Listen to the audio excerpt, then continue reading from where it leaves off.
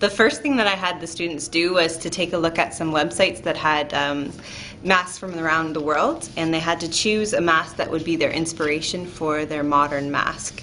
They had to research what materials it was made from and what the purpose of the mask was, and they're going to use current materials to make a mask that's inspiration from their mask from the past.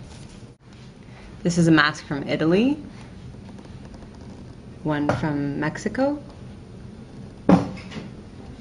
the northwest coast of Canada, Sri Lanka, Sri Lanka again,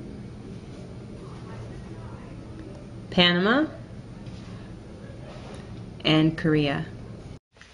For this project, you'll need a large garbage bag with a hole cut at the top for your head. Your arms should be covered, and you should also have some kind of plastic cap to cover your hair. The other materials that you will need are some Vaseline to cover your face and protect your face, a roll of plaster strips that you'll cut into smaller pieces, about 4 inches or smaller, depending on which part of the face you wish to cover, some warm water.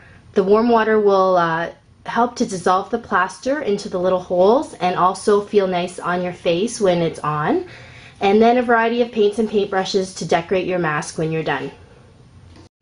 So a thin layer of Vaseline has to be applied to your face, and that's to protect your skin. So any part of the face or skin where there's going to be plaster applied should be covered with Vaseline.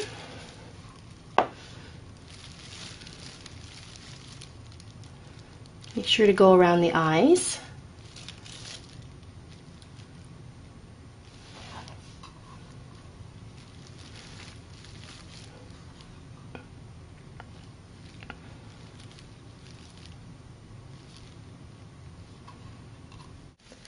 So you can choose to lay on an elevated surface like a few desks pushed together, or lay on the floor and elevate your head with a few books. And then you can start to dip your plaster strips in the warm water and applying it to your partner's face. Depending on the part of your partner's face that you're covering, you may have to cut the strips into smaller pieces or even trim them so that they fit the contour of your partner's face. So here I'm doing the top of the head, so I want to make it rounded so that it follows the line of my partner's head. Then I'm going to dip the strip into the warm water.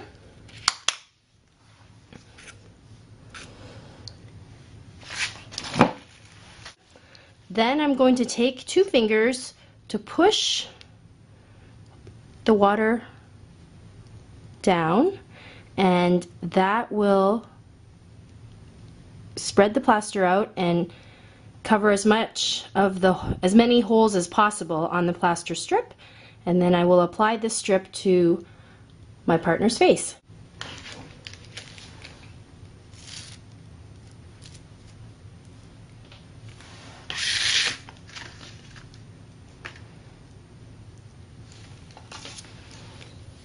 I'm going to continue this process until my partner's face is covered, and then I will apply 3 layers in total.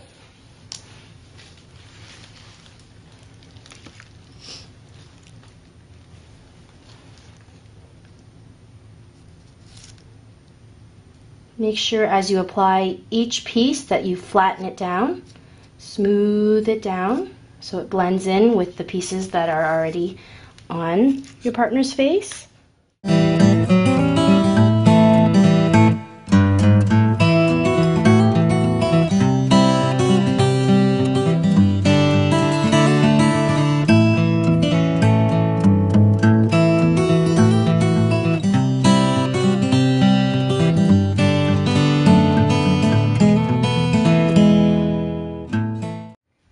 So after your partner's done, you should leave the mask on for about 5 minutes. The mask should still be slightly damp.